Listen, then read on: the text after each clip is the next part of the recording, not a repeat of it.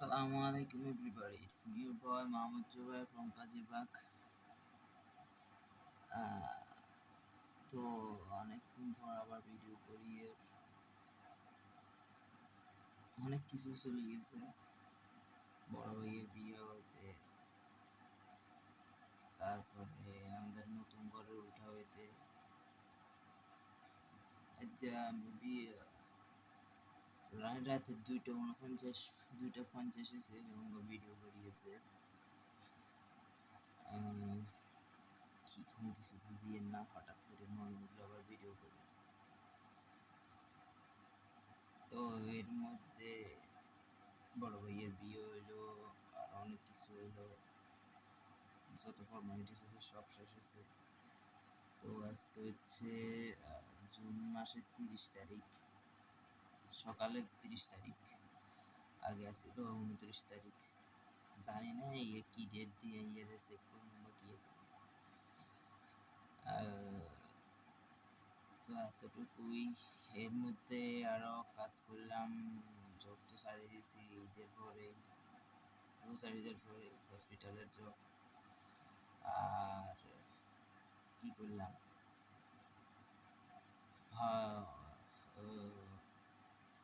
দেশে তো তেমন কিছু করতে পারবো বলে মনে হয় না।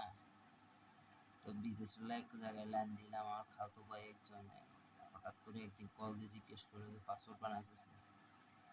তো বানাইছি এটা তো বলছি, আর কিছু কয় না। তারপরে বড় ভাই ছোট্ট ভাই তোমার ঘরে কল দিছে, হঠাৎ করে ইউনিয়নের কি সাইবেরিয়া তো রাশিয়া, সার্বিয়া এরা নাকি লাইন আছে।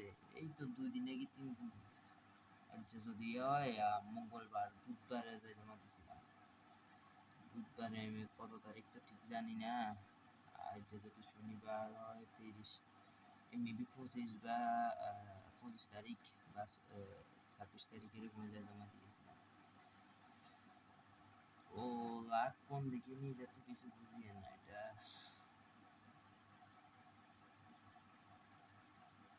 চিন্তা করে লাভ নাই, কারণ আপাতত ঘরে ওয়াইফাই নিয়েছি, ঘুম যাইয়ে এরকম অবস্থা।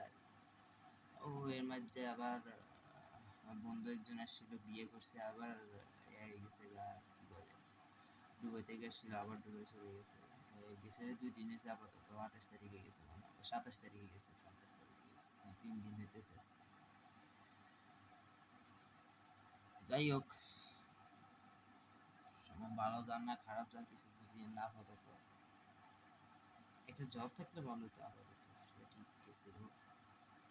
আমরা একটা নগদে থাকার জন্য সময় দোকানে থেকে একটা দোকানদার বলছিলাম, না কোন দোকানদার ঠিক জানি না, একটা জব ঠিক করার আগে আরেকটা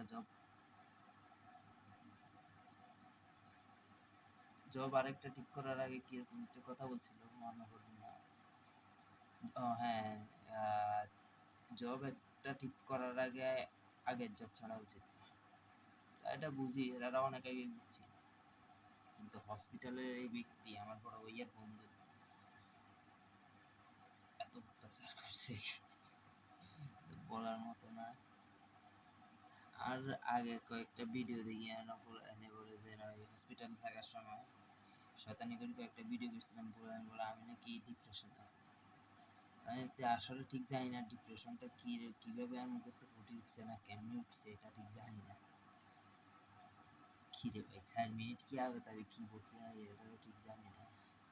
শুনছি রাত্রে 2টা 3টা এরকম সময় মানুষের নাকি মনের কথা ফুটে ওঠে।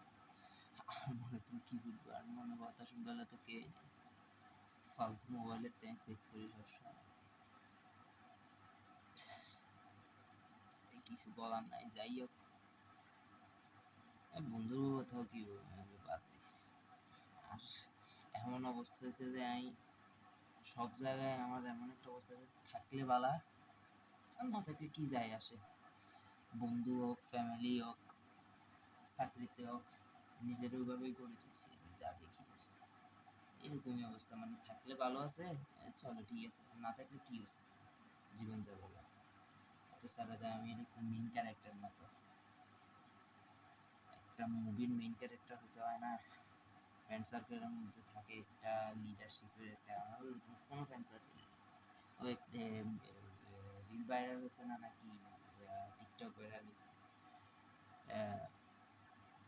মেরি বলস কি আমার সব কি হয়, আমার অনেক বেস্ট ফ্রেন্ড আছে, ঠিক মনে পড়ে না। ও, কথাটা ঠিক এরকম ছিল যে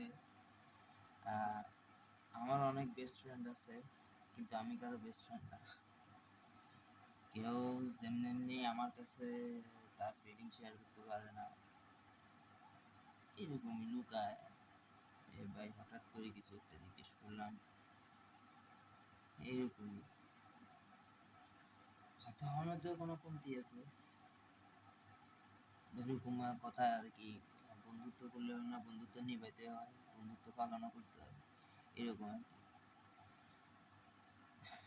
যাই হোক, আপাতত দিন কাটতেছে, কিভাবে কি করলে আরো ভালো লাগবে মনটা তো বুঝতেছি না। আপাতত এভাবেই দিন যাবো।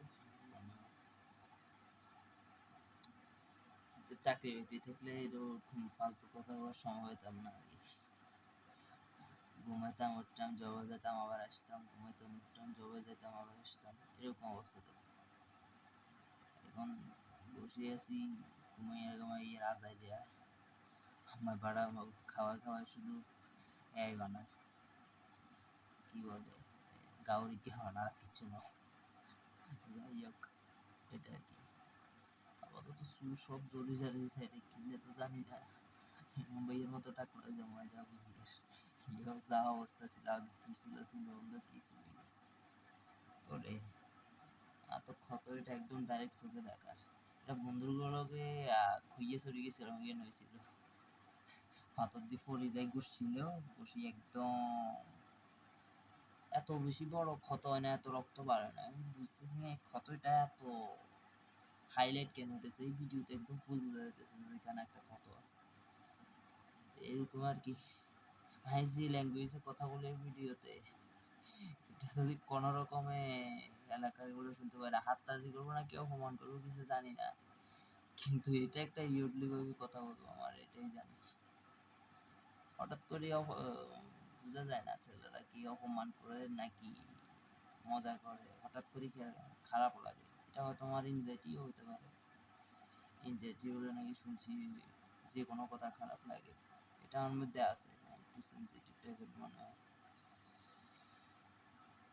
যাই হোক, ভালো যেতেছে না খারাপ যেতেছে কে জানে।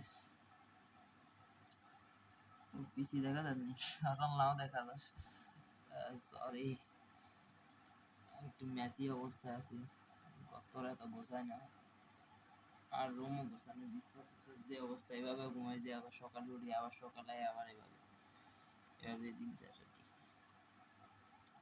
আপাতত এখন মেন টার্গেট হচ্ছে কি, ড্রাইভিং শিখতে হবে। আর দাঁতগুলার নাই খারাপ, আমার 3টাতে ক্যাপ লাগানো লাগবে, আমার যা জানি। ছোট থেকে একবার একটাতে ক্যাপ লাগাচ্ছি, তখন দেখেছিলাম, তখন বলছে 3টাতেই ক্যাপ লাগানো লাগবে, তখন 3টাতে ক্যাপ লাগানো, এখন আর কয়টা বাড়ছে তো এটা জানি না। ব্যথা করে না, এটা একটা মেইন আর কি। ওই কি বলে, কুকুরের একটা এরকম হয়েছে আর কি, কুকুরের পায়ে একটা কি জল হয়ে আছে নাকি একটা আছে। মেন কথা এখনো খাওয়া দাওয়া করি নাই তো, কষ্ট করি নাই, এই জন্য এই ধরনের কথা মাইন্ডে আসে। যাই হোক, অনেকদিন পরে হঠাৎ করে কথাগুলো বললাম, বিয়েগুলো সাকসেসফুলি শেষ হয়েছে, কিছু তো ভিডিওতে দেখাতে পারিনি। বিয়েতে চাপ আছে বলতে, কামনা হাজার না, এরকম অবস্থায় ছিলাম আর কি। বিয়েতে খরচ সব কিছু ইয়ে হয়েছে, কিন্তু ওই হিসাবে মানে এন্টারটেনমেন্টটা ধরতে গেলে কিছুই হয় নাই, এটা মানি। ফ্যামিলির মধ্যে বিয়ে হয়েছে আমাদের, মাশাআল্লাহ। ভাবিরা ছোট থেকে দেখে দেখে বড় হয়েছি আমরা, এরকম আর কি ঘটনা। যাই হোক, ভালো হয়েছে আলহামদুলিল্লাহ। তো ঠিক আছে, দেখা হবো আবার হঠাৎ করে, যখন ভিডিও করতে ইচ্ছা করবে তখন আবার করবো, কি বলবো না বলবো এরকম আমার কথা শুনে থাকতেই হবে। ইনশাআল্লাহ। যাই হোক বলার জন্য করবো, আল্লাহ হয়তো আমার এখন এত রেস্ট দিতেছে, হয়তো সামনে কোনো একটা বড় কিছু একটা করতে হবো, হয়তো রেস্টের টাইম পাবো না সামনে, এরকম একটা অবস্থা আসবে আমার। যাই হোক ইনশাআল্লাহ আবার দেখা হবো। আসসালামু আলাইকুম এভরিবডি।